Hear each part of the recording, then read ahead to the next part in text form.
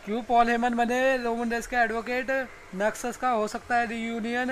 Dominic डिजाकोविच हो सकते हैं रिट्रीब्यूशन के मेंबर। तो सब्सक्राइब कर दीजिए हमारे यूट्यूब चैनल जिसका नाम है रेसलिंग मूडी, और इसके बगल वाला बेल आइकन दबा दीजिए ताकि हमारे चैनल से जुड़ी खबरें आपको लगातार मिलती रहें। तो हम पहले बात करते हैं एक ऐसे मैच की जो कुछ ही देर पहले पे बैक के लिए कंफर्म हो चुका है। ये मैच कोई और मैच नहीं बल्कि एक रीमैच है डोमिनिक रेमिस्ट्रियो वर्सेस सेटोलियन और बडी मर्फी का।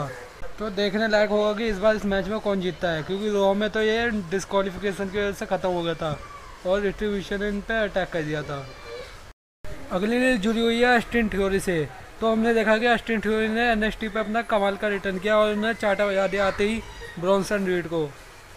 तो अब ऑस्टिन थ्योरी को ऑफिशियली हटा दिया गया है रॉ के मेन रोस्टर से, और अब वो पहुंच गए हैं एनएक्सटी में, और वो अब एनएक्सटी में ही मैच लड़ेंगे।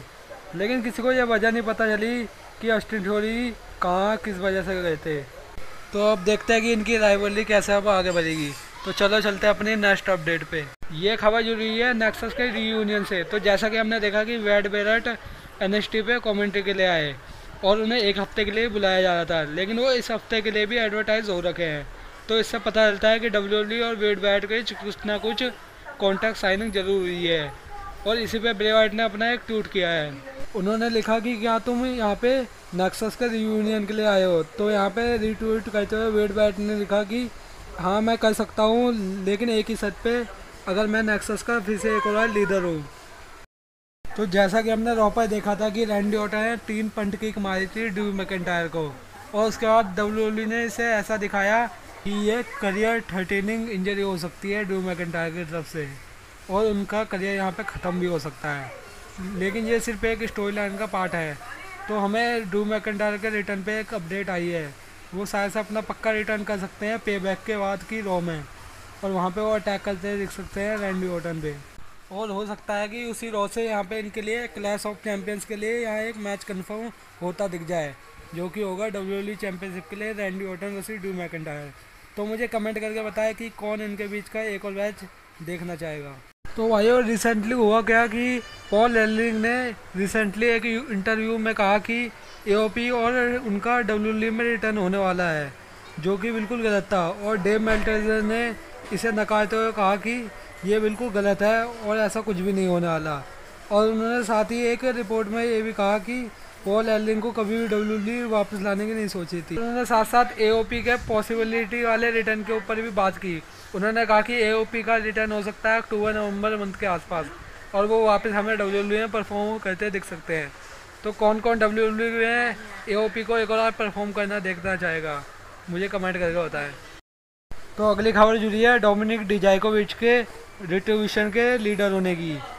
तो भाई हुआ कुछ ऐसा कि रिसेंटली डोमिनिक डिजाकोविच ने एक ट्वीट किया और उसे रीड भी कर दिया, लेकिन बहुत से रेसलिंग सोर्सेज ने उस ट्वीट का स्क्रीनशॉट खींच लिया। उन्होंने कुछ डिजिट लिखे हैं इस ट्वीट में, और वो ट्वीट मैं आपको स्क्रीन पे दिखा रहा हूँ। उन्होंने लिखा है 19 21 11 40 40 125। उन्होंने ये नंबर क्यों लिखे हैं इसका कोई पता नहीं, लेकिन इन डिजिट्स को अच्छी तरह जब ट्रांसलेट करवाया गया तो इनकी मीनिंग निकली संडे। और संडे को क्या है ये सब हम जानते हैं। संडे को होने वाला है पे बैक, और इससे पता चलता है कि रिट्रीब्यूशन का अगला हमला पे बैक को देखने को मिल सकता है। तो इससे डोमिनिक डिजाकोविच की भी रिट्रीब्यूशन के लीडर होने की संभावना पूरी हो जाती है। तो स्मैकडाउन में हमने देखा कि रोमन रेंज ने हील टर्न अपना लिया, और ना सिर्फ वो हील हुए बल्कि उन्होंने एक एडवोकेट भी मंगा लिया, जो कि है पॉल हेमन। तो पॉल हेमन क्यों बने एडवोकेट रोमन रेंज के? तो डब्ल्यूडब्ल्यूई रोमन रेंज को अब टॉप हील सुपरस्टार बनना चाहती है, बिल्कुल ब्रॉक लेसनर की तरह। वो बिल्कुल ब्रॉक लेसनर की तरह ट्वीट करना चाहते हैं रोमन रेंज को। और दूसरी बात ये भी है कि वो द फिंड को सबसे ज़्यादा बेबी से फेस बनाना चाहते हैं स्मैकडाउन पे।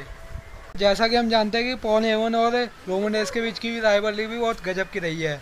पॉल हेमन ने बहुत से कई कमाल के सेगमेंट काटे हैं रोमन रेंज के साथ, क्योंकि अब पॉल हेमन रिंग साइड पे होने वाले हैं पे बैक में। तो देखना और दिलचस्प होगा कि क्या होता है इस मैच का। और ज़रा सोच के देखो, अगर हमें रोमन रेंज नए एटीट्यूड के साथ लड़ते दिखते हैं, और उस चीज़ में तो और मज़ा आएगा जब पॉल हेमन इनका नाम अनाउंस करा करेंगे अपने स्टाइल में, जैसे वो ब्रॉक लेसनर का करा करते थे। और रोमन रेंज को पूरी ब्रॉक लेसनर वाली ट्रीट मिलने वाली है। लेकिन इसका कुछ पता नहीं है कि ब्रॉक लेसनर के साथ अब क्या होगा। खैर अभी रोमन रेंज के साथ जो पॉल हेमन है तो वही स्टोरी लाइन कंटिन्यू चलती रहेगी। और रोमन रेंस टॉप हील बने रहेंगे स्मैकडाउन के। अब बस पे बैक का इंतजार है कि क्या होगा पे बैक में।